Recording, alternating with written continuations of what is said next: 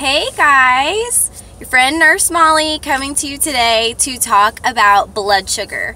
I know lots of people kind of wonder, what's the big deal with blood sugar? What does it have to do? What is it doing in my body? So when you eat something, anytime you eat something, it has molecules of sugar in it unless it's meat. So vegetables, fruit, sugary things, packaged products, bread, all of that has sugar in it or carbohydrates. When your tongue tastes the sweetness of what you're eating, your body is then stimulated to produce insulin. Your body would like to maintain a pretty steady state of blood sugar. Why is that? What does blood sugar even mean? When carbohydrates are ingested by your body, they are digested into glucose molecules. Those glucose molecules then fuel your cells. They produce glycogen in your liver, which is then either used for energy or stored as fat. And insulin is the master hormone which signals which ones are going to be used for energy and which ones are going to be stored as fat. So, whenever you eat something, your body then secretes insulin based on the rise in your blood sugar, or how much of that glucose is still floating around in your blood instead of being absorbed and used as energy. The alpha cells in your pancreas, whenever you have low blood sugar, secrete glucagon, which is a glucose-like substance to help raise your blood sugar. So what happens is, if you go, let's say you eat a huge breakfast and it has lots of carbs in it. Your blood sugar then goes up. Your body secretes insulin to bring that blood sugar back down.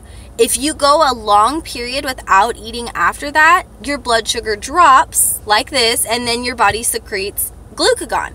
So your pancreas is kind of constantly working throughout the day unless you're eating a diet super low in carbohydrates. If you're eating a diet super low in carbohydrates, your blood sugar pretty much stays in a narrow range. We like for your blood sugar to be under 120 when you're fasting and under 180 after a meal, 2 hours after a meal. If you're not maintaining your blood sugar in that narrow range, you are harming your body and you are overworking your pancreas. And that is how people become insulin resistant. You know, PCOS is a form of insulin resistance. Your body is not utilizing your insulin appropriately. Your pancreas is overworked. Your cells are becoming resistant to pulling that glucose out of your bloodstream and using it for energy. That's why doctors put you on something called metformin, which makes your cells more sensitive to the insulin released by your pancreas. Another insulin-resistant type of condition is diabetes mellitus, type 2. If you are type 2 diabetic or you are pre-diabetic, your pancreas is on overdrive. You are working. You are trying to keep that blood sugar in that narrow range.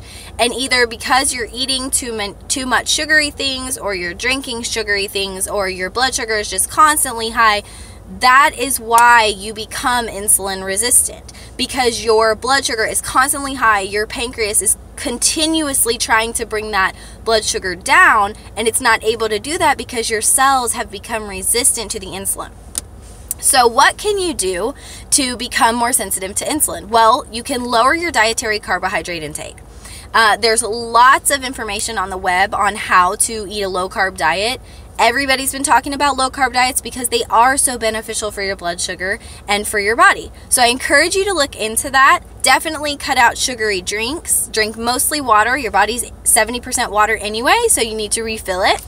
And also you can keep that blood sugar in that narrow range is going to halt the inflammatory process going on in your body, and it's also going to give your pancreas a break. So those are my tips for today. Hope you guys got some value out of this, and I hope it was helpful. See you later.